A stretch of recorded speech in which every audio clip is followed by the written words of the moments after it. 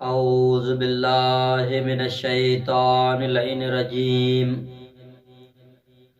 بسم اللہ الرحمن الرحیم الحمد للہ رب العالمین والعاقبۃ للمتقین والصلاة والسلام علی سید الانبیاء والمرسلین سیدنا و نبینا و شفیع ذنوبنا و طبیب قلوبنا ابوالقاسم محمد و آلہ الطیبین الطاہرین المعصومین اما بعد فقد قال اللہ تبارک و تعالی فی محکم قرآن المجید بسم اللہ الرحمن الرحیم وَجَعَلْنَا مِنْهُمْ أَئِمَّةً يَهْدُونَ بِأَمْرِنَا بآواز بلندتر صلوات۔ ناظرین گرامی قدر، سامعین محترم، عاشقان محمد و آل محمد، سب سے پہلے تمام مومنین کی بارگاہ میں السلام علیکم ورحمۃ اللہ اور پیغمبر اسلام صلی اللہ علیہ وآلہ وسلم کی ولادت با سعادت کی مبارکباد پیش کرتے ہیں، اور امام ششم امام جعفر صادق علیہ السلام کی ولادت با سعادت کے موقع پر بھی مبارکباد پیش کرتے ہیں۔ ہمارا درس عقائد اسلامی جو ہے بحث توحید اور بحث نبوت تمام ہوا۔ آج ہم امامت کے بارے میں گفتگو شروع کریں گے کہ خدا نے اماموں کو کیوں بھیجا، اماموں کا کام کیا ہے، اور امام کے انتخاب کے بارے میں شیعہ اور سنی کے درمیان اختلاف کیوں ہے۔ تو گزشتہ درس عقائد میں ہم نے نبوت کے بحث میں جو بیان کیا تھا کہ نبیوں کو خدا نے امت کی ہدایت کے لیے انتخاب کیا تھا، اور نبیوں کو انتخاب کرنا بھی خدا کا کام ہے، یہ بندوں کا کام نہیں ہے۔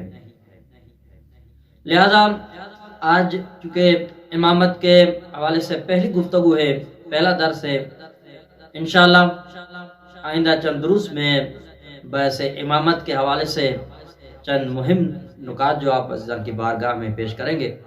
امید ہے کہ آپ کو یہ درس ضرور پسند آئے گا، اور تمام مومنین تک بھی اس درس کو شیئر کریں تاکہ تمام مومنین جو قرآن اہل بیت علیہ السلام کے ماننے والے ہیں، ان پر عمل کرنے والے ہیں، تو وہ بھی اس درس سے استفادہ حاصل کر سکیں۔ ہمارا یہ درس کا جو سلسلہ شروع ہوا ہے کہ آج امام کی لغوی معنی کیا ہے۔ سب سے پہلے امام کی لغوی معنی، اچھا امام کی لغوی معنی سے پہلے ایک مہم بات کہ پیغمبر اسلام حضرت محمد مصطفیٰ صلی اللہ علیہ وآلہ وسلم آخری نبی ہے، اس کے بعد اب کوئی اور نبی نہیں آنے والا، یعنی پیغمبر اسلام جو ہے آخری نبی ہے، اس کے بعد کوئی اور نبی نہیں آنے والا ہے۔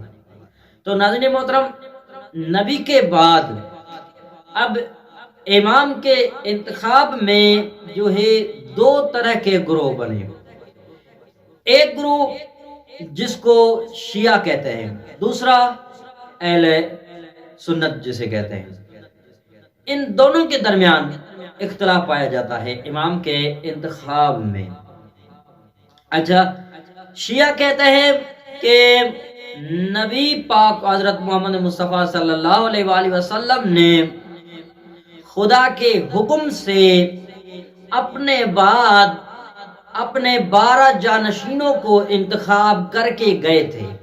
یہ ہم شیعہ نے حیدر قرار کا یہ دعویٰ ہے کہ خدا بند متعال نے اپنے حبیب اپنے نبی محمد مصطفیٰ کو یہ حکم دیا تھا اپنے دور نبوت میں ہی کہ اب تیری نبوت تمام ہے، تمہارے بعد جو ہے امامت کا سلسلہ شروع ہو رہا ہے، لہذا اماموں کو انتخاب کر دیجئے۔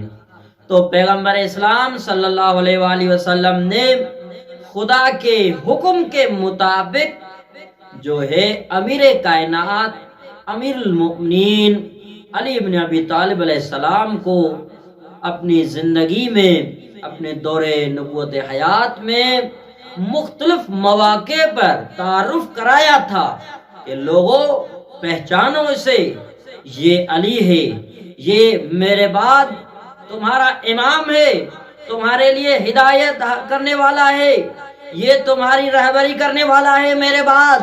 پیغمبر اسلام نے چاہے وہ جنگ خیبر کا موقع ہو، جنگ خندق کا موقع ہو، جنگ احد کا موقع ہو، یا ہجرت کا موقع ہو، یا دعوت ذوالعشیرہ کا موقع ہو، یا جو ہے عید غدیر ہو یعنی 18 ذی الحج 10 ہجری کو جو ماہ ذی الحج ہوا، حج کے بعد جو 18 ذی الحج خون غدیر کے میدان پر جب پہنچا یہ کاروان، تو خدا نے اپنے حبیب کو یہ حکم دیا کہ یا ایھا الرسول بلغ ما انزل الیک من ربک وان لم تفعل فما بلغت رسالتہ۔ تو غدیر کے میدان پر بھی امیر المؤمنین کی امامت کا اعلان ہوا ہے۔ یہ ہماری دعویٰ ہے اور دلیل بھی یہی ہے۔ دعویٰ یہ ہے کہ نبی نے خدا کے حکم سے علی کو انتخاب کر کے گئے تھے، یہ ہماری دعویٰ۔ دلیل یہ ہے کہ پیغمبر اسلام صلی اللہ علیہ وآلہ وسلم جو ہے اپنی دور حیات میں مختلف مواقع پہ علی بن ابی طالب کا تعارف کرا کے گئے تھے کہ میرے بعد یہ تمہارا ہادی ہے، میرے بعد یہ تمہارا امام ہے، میرے بعد تمہارے لیے ہدایت کرنے والے یہ علی بن ابی طالب ہے، اس کے بعد حسن مجتبیٰ ہے، اس کے بعد حسین مظلوم کربلا ہے۔ اسی طرح 12 اماموں کے نام لے کر پیغمبر اسلام جو اس دنیا سے ظاہراً رخصت ہوئے ہیں۔ تو یہ کیا ہے؟ پیغمبر اسلام صلی اللہ علیہ وسلم نے اپنے بعد 12 اماموں کا انتخاب کر کے گئے تھے خدا کے حکم سے۔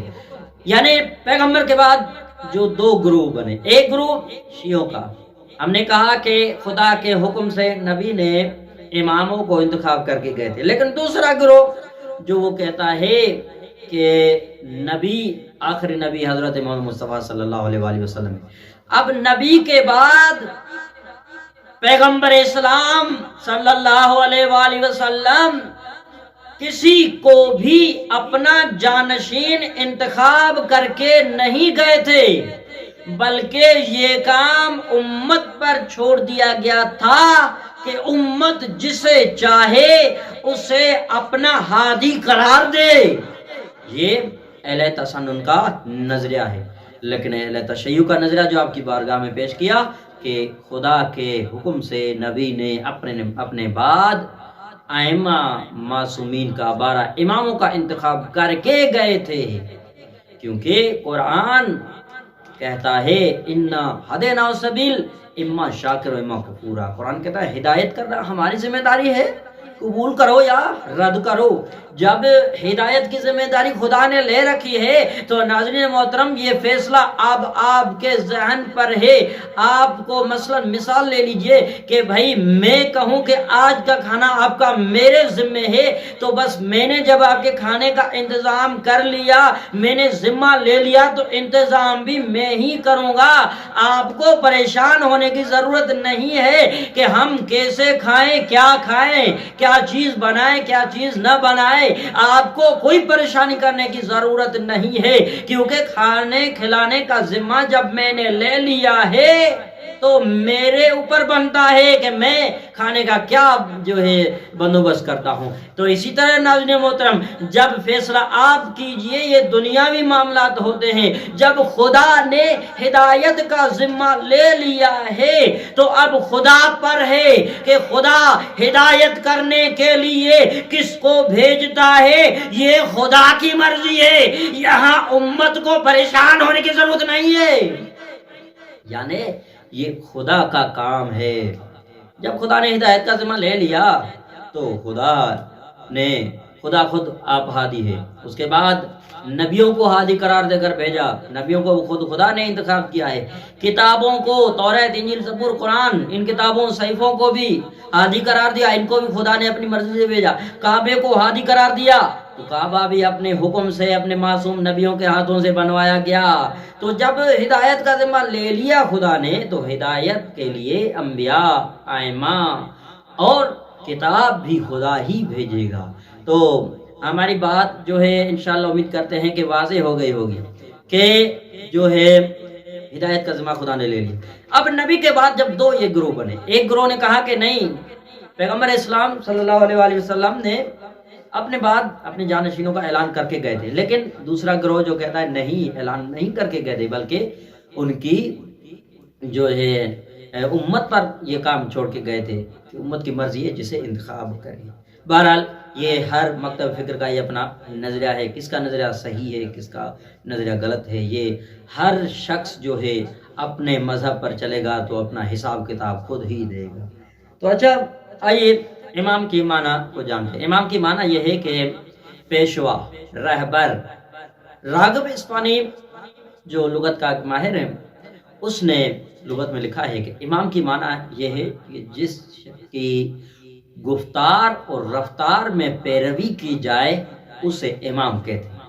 یعنی گفتار یعنی اس کے قول پر، رفتار یعنی اس کے عمل پر اگر پیروی کی جائے تو اسے امام کہتے ہیں.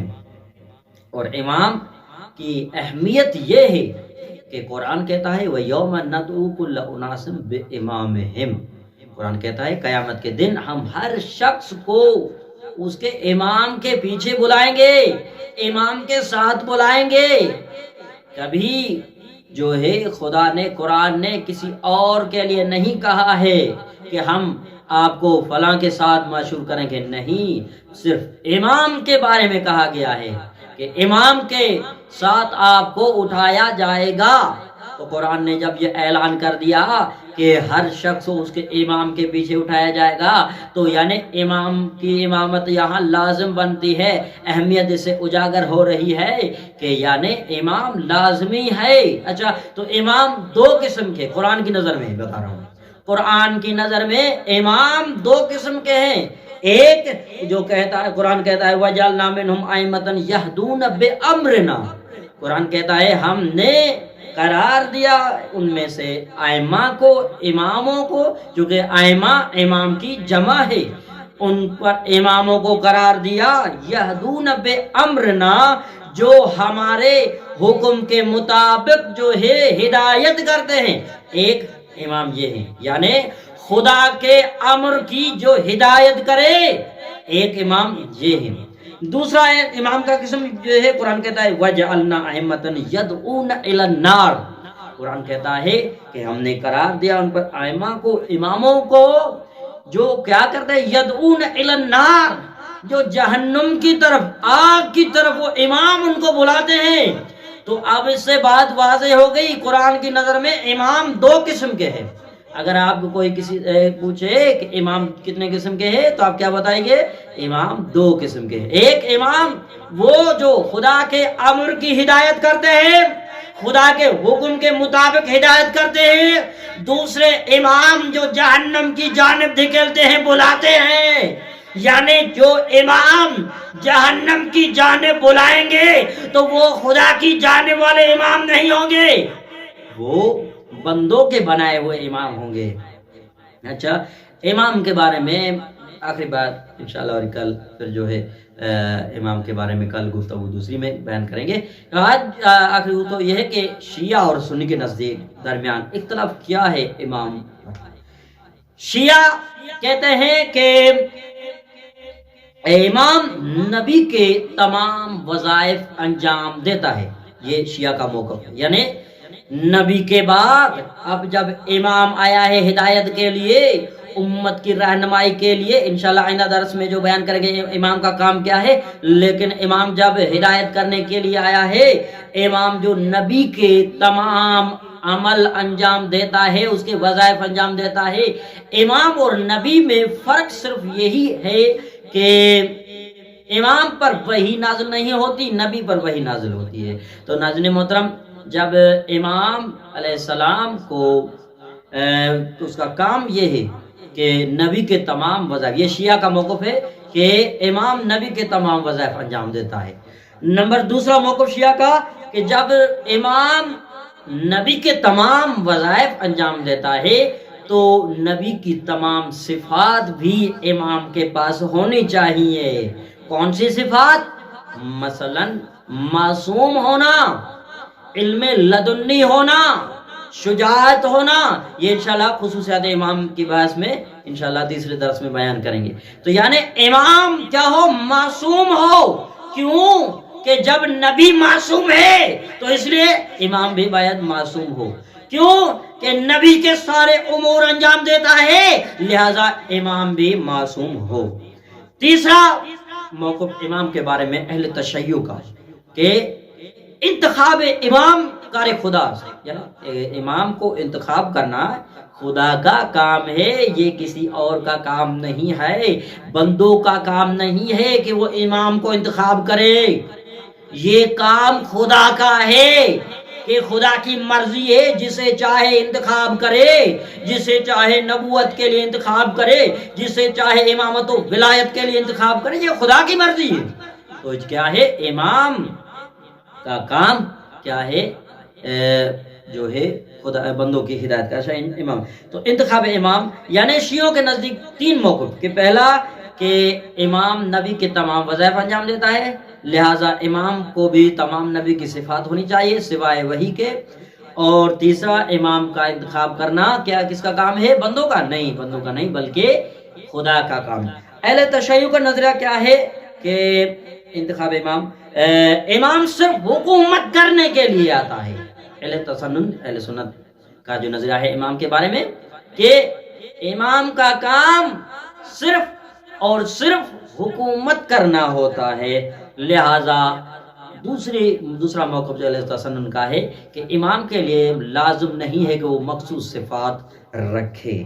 اور تیسرا موقف لہذا جب امام کے لیے معصوم ہونا لازم نہیں ہے تو ہر کسی کو جس کو چاہے ہم بطور بعنوان امام انتخاب کر سکتے ہیں. امید کرتے ہیں کہ آج کا یہ درس آپ کو ضرور پسند آئے گا اور آپ بھی سنیے گا اور تمام مومنین تک بھی اس درس کو شیئر کر دیجیے. والسلام علیکم.